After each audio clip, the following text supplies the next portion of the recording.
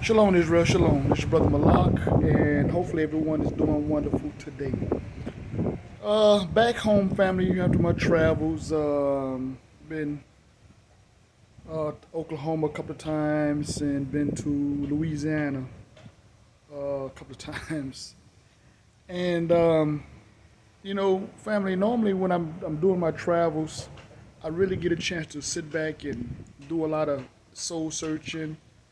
I try to pray more often, being that I'm out here on the road dealing with, things that are really challenging. You know what I'm saying? I'm not going to get into all those details, but, always ask the Most High for traveling mercy and things of that nature.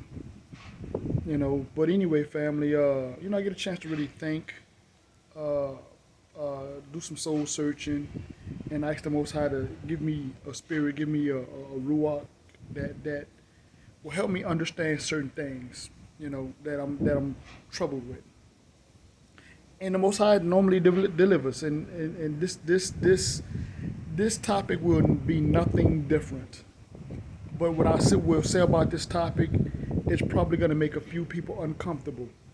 So with that being said, let me state this also. This is not a direct attack on anybody or any organization or any assembly or any camp. This is just what I see in Israel. Now, we've probably used the word or term the truth, or we have heard of the term or the word truth coming into the newfound knowledge or information that we are the descendants of the biblical Hebrews or the biblical Israelites. And the thing about it, family, for me is, coming into the truth, and I use that term, and I say I take everything that comes with that, whatever that is, how ugly it may be, how uncomfortable it may be,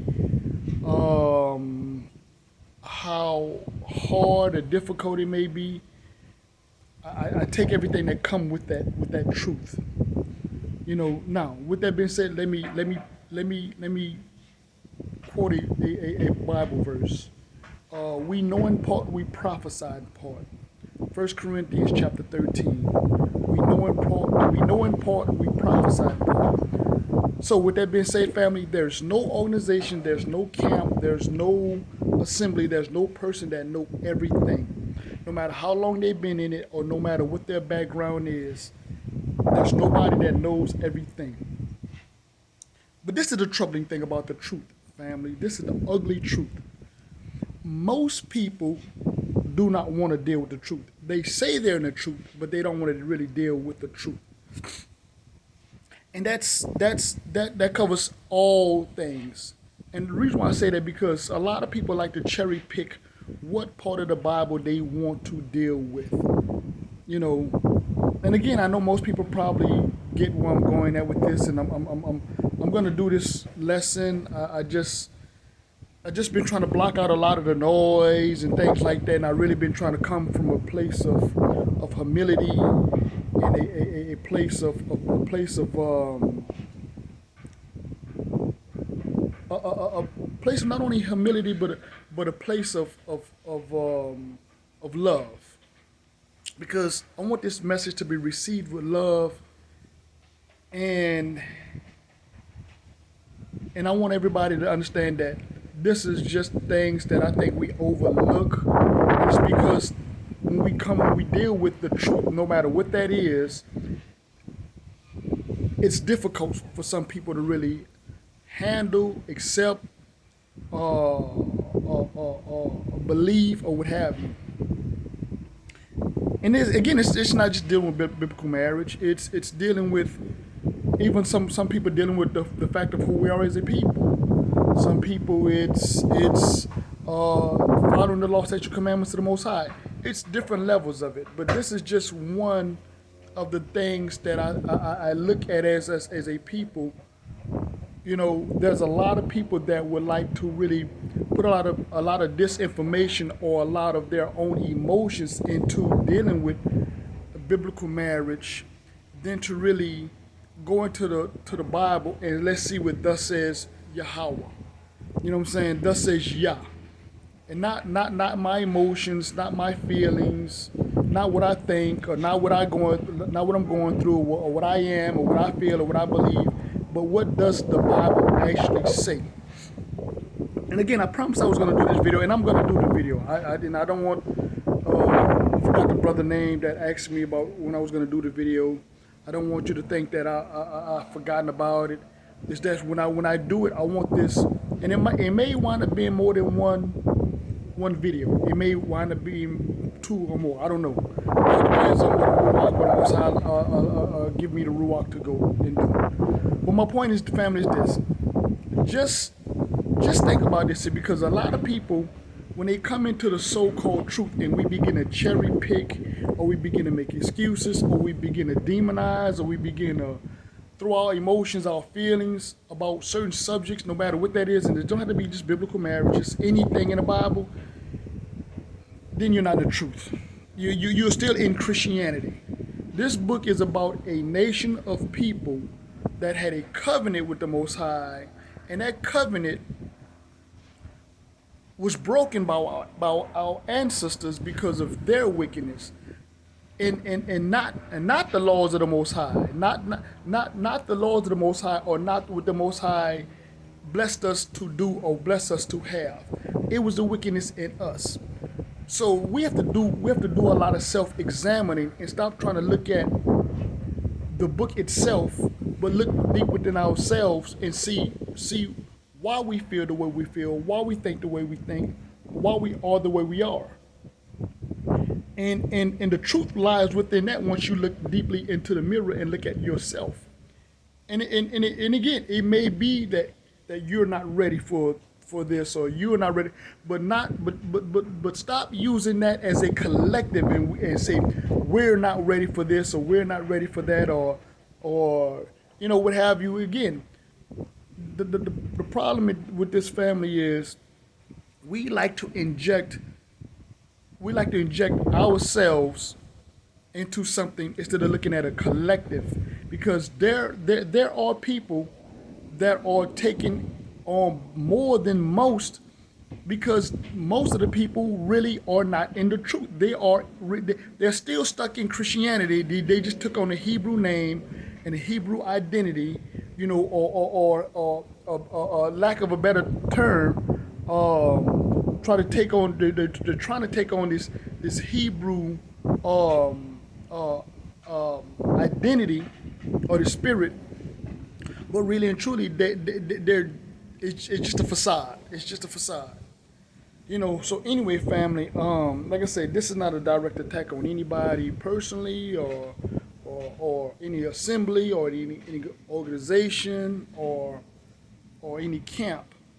Because again, there's so many doctrines out there, and the sad thing about a lot of these doctrines, family, is a lot of people will hold on to these doctrines because they have made a commitment to this audience, and rather than to say, well, I had something wrong, or that's not what the scripture says or supports, they would rather hold on to that doctrine, you know what I'm saying? Because again, it's like our people in mainstream Christianity.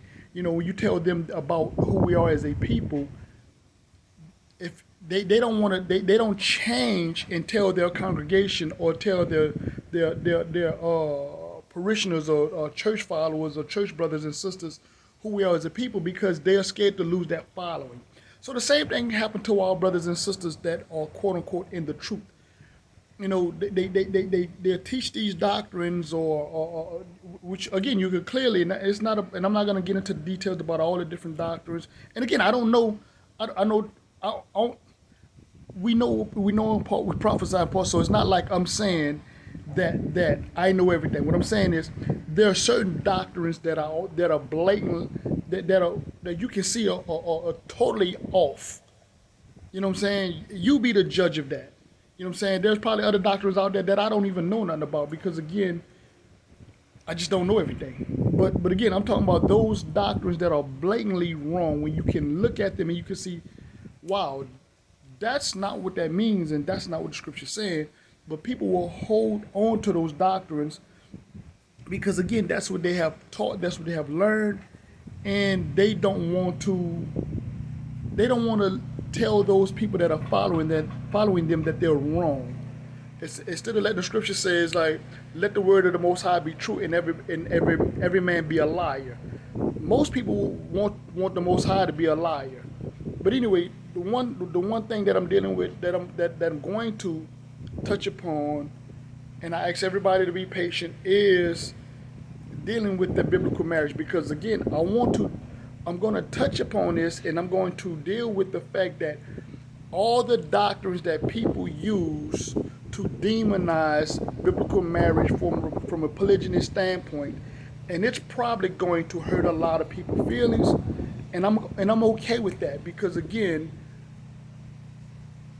I don't like to see people use different terms in the Bible or different scripts in the Bible out of context to justify their feeling, when you can clearly understand and see what the book says, what thus says Yah.